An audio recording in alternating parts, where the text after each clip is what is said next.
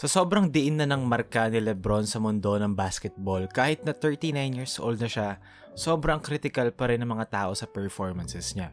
Yung current LeBron na to, ang equivalent nito ay yung meme ni Vince Carter na I got one more in me. Pero pagdating kay LeBron, nilalagay pa rin siya ng mga tao sa same na box sa mga players na currently nasa prime years nila.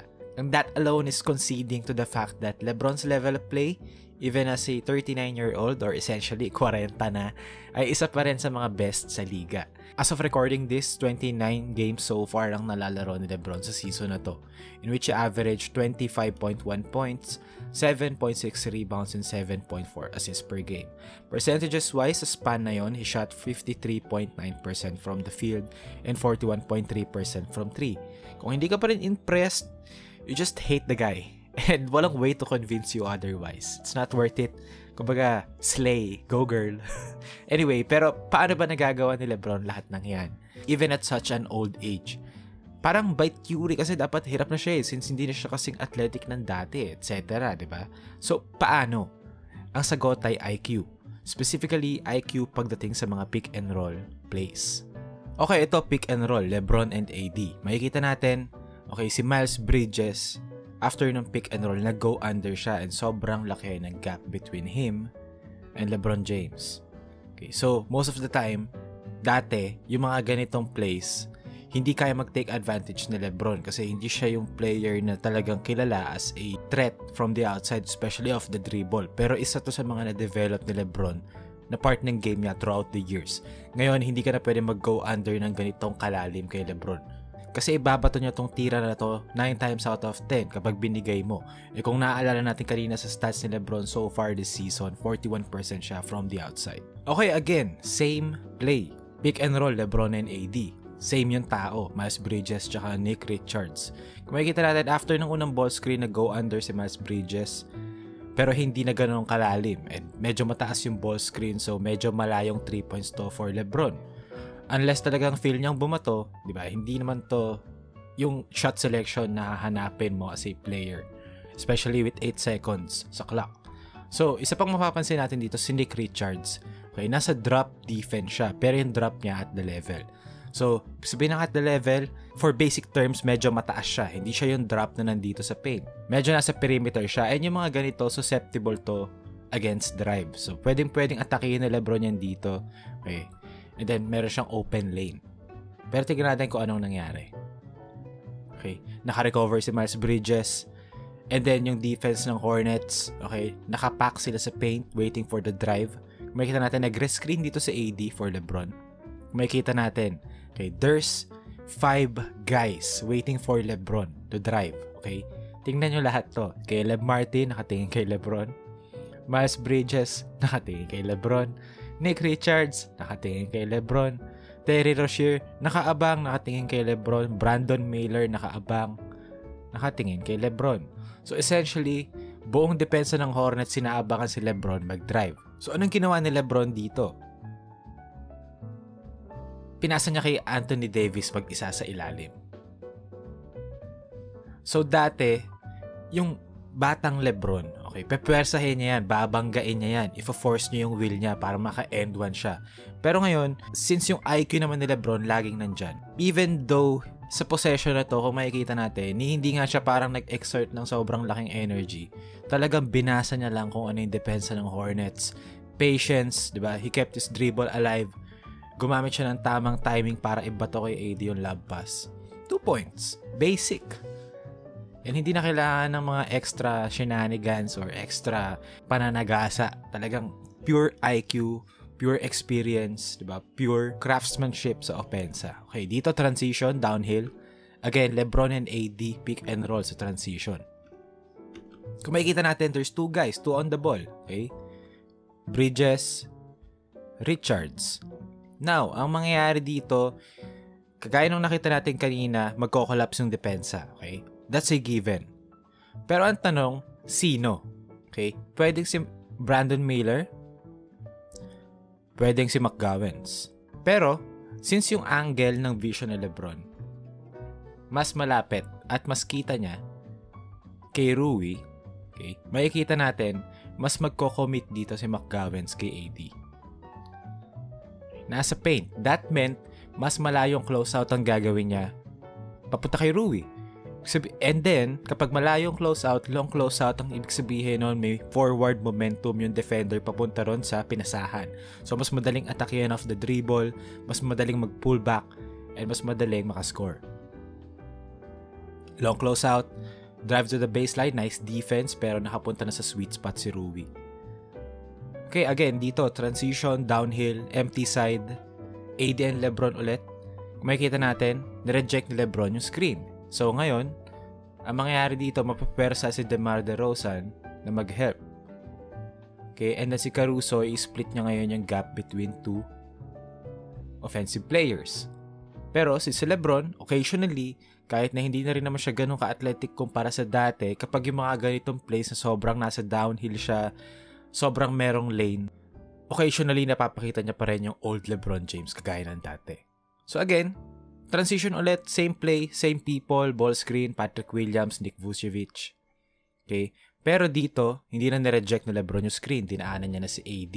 So ang nangyari dito, again, andito si DeMar DeRozan, magpalit tayo ng kulay.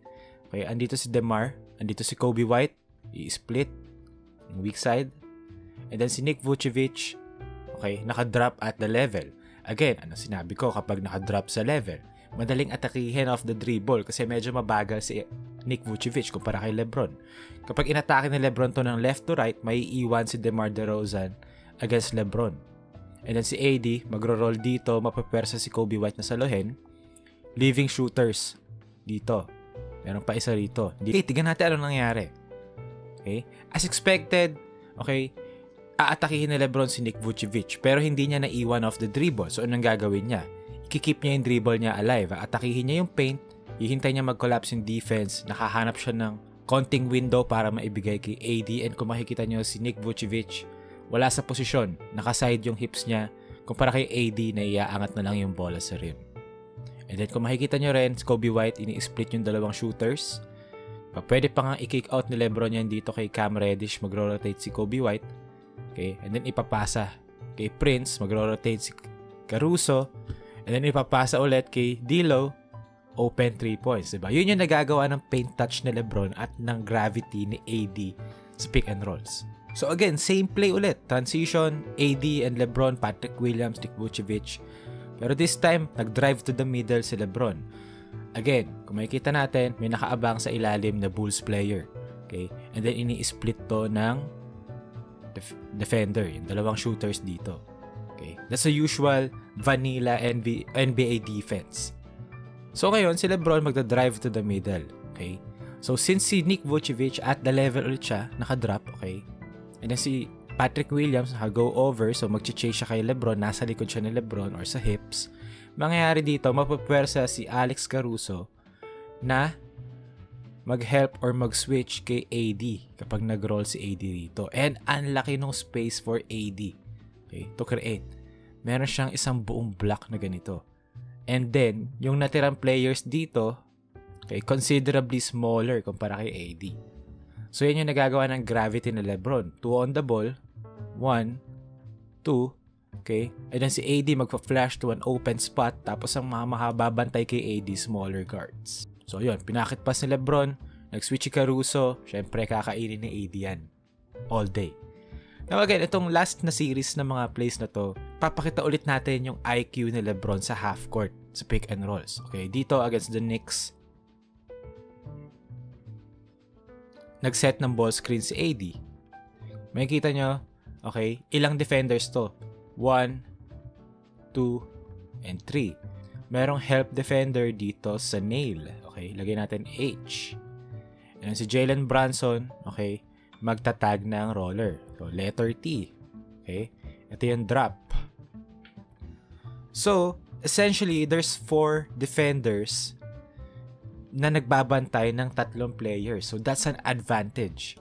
Kung gagawin mo namang simple yung basketball, ang basketball naman, nagke-create ka lang ng advantages in terms of players. Kuwari, 2 versus 1, 3 versus 2, 4 versus 3. But yun naman yung ginagawa mo kaya ka nagsiset ng play. Kung makikita natin dito, okay, hindi fully nag-commit yung help kay LeBron. Si Hartenstein, napwersa siya na bantayan 2 tao, LeBron and AD. So, nasa gitna siya ng dalawa. So, yung mga ganitong plays, di ba, kaya-kaya nang i-finish ni LeBron yan at the basket. Okay, again, LeBron AD ulit. Kung makikita natin si RJ Barrett, nasa nail ulit sa help. Okay, na si Brunson, ready ulit mag-tag. Okay, and then ito yung drop natin at the level. Okay, ang taas. So, ngayon, i-assume natin, okay, na si AD magro-roll. Sinong sasalo kay AD? Okay, kung may iwan sa level si Hartenstein. So, si DiVincenzo or si Brunson. Parehas undersized kumpara kay AD. So, pag drive ni LeBron dito sa gitna, okay, nakita niya, okay, na si Hartenstein nakakommit sa kanya. Okay, and si Brunson lang yung last line ng defense dito. So, anong open dito kung kayo tatanungin ko? Ang sagot, lob pass. Pag binato mo yan dito, sasaluhin niya ni AD 2 points. Which is yun naman yung ginawa ni LeBron. So again, dito, against the Phoenix Suns, again, 2-man game, okay? Handoff into ball screen. Kung makikita natin, again, meron ulit nail, help defender. Okay? Naka-drop ulit at the level and then naka-go over ulit to. Bantay na LeBron and then merong nagtatag sa weak side for AD. I-play natin. Kung makikita natin, pagka-roll ni AD rito, nahigop niya si Grayson Allen.